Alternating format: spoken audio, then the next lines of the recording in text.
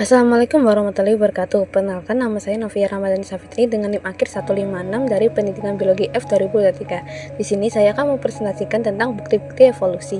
Pada 24 November 1859, Charles Darwin menerbitkan buku berjudul On the Origin of Species by Means of Natural Selection yang mengungkapkan dua ide utama, yaitu semua spesies itu asalnya dari nenek moyang yang sama, dan yang kedua, adanya seleksi alam.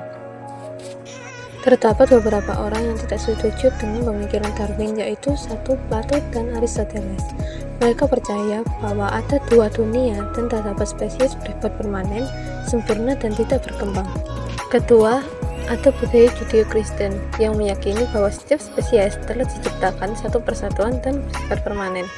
Yang ketiga, ada Carolus Linnaeus yang menjelaskan bahwa pengelompokan spesies yang mirip dalam satu kelompok tidak mengimplikasikan adanya pertalian keluarga menurut garis evolusi.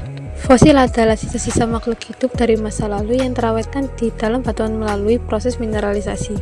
Kebanyakan fosil ditemukan di batuan sedimen, yaitu lapisan pasir dan lumpur yang mengendap di dasar laut, danau, atau rawa.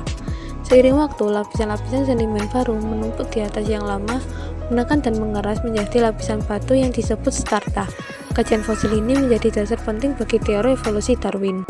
Fosil yang ditemukan dalam lapisan-lapisan batuan menunjukkan urutan organisme yang pernah hidup di bumi sepanjang waktu.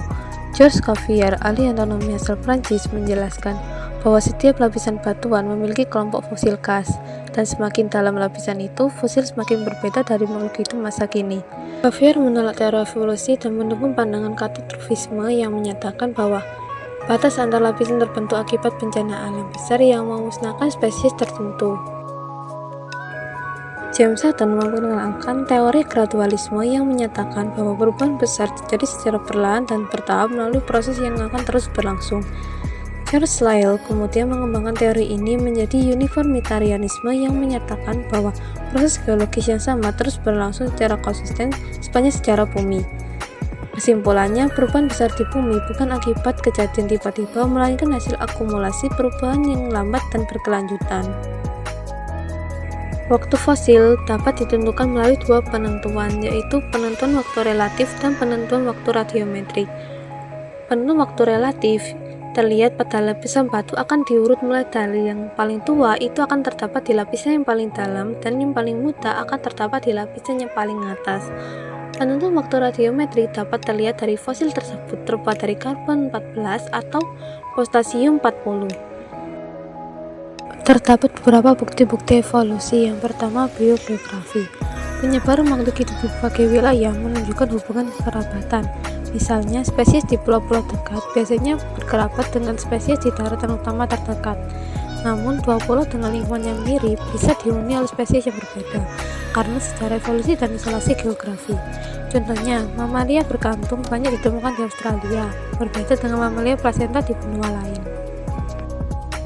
Yang kedua, catatan hasil. Fosil tertua adalah Prokaryota, dan fosil ikan merupakan vertebrata tertua.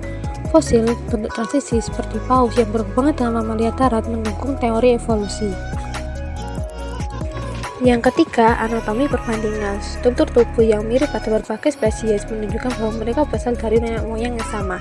Misalnya, bentuk dasar tulang pada tungkai depan mamalia berbeda fungsi tapi memiliki struktur yang serupa. Struktur seperti ini disebut homolog. Yang keempat, embriologi perbandingan. Perkembangan embrio dari makhluk hidup yang berkerabat dekat menunjukkan tahapan yang mirip, seperti adanya kantung insang pada embrio vertebrata. Struktur ini berubah seiring perkembangan dan menjadi ciri khas kelasnya. Studi embriologi ini mengungkap homologi yang tidak selalu terlihat pada organisme dewasa. Sekian presentasi saya. Jika ada salah kata, mohon dimaafkan. Terima kasih. Wassalamualaikum warahmatullahi wabarakatuh.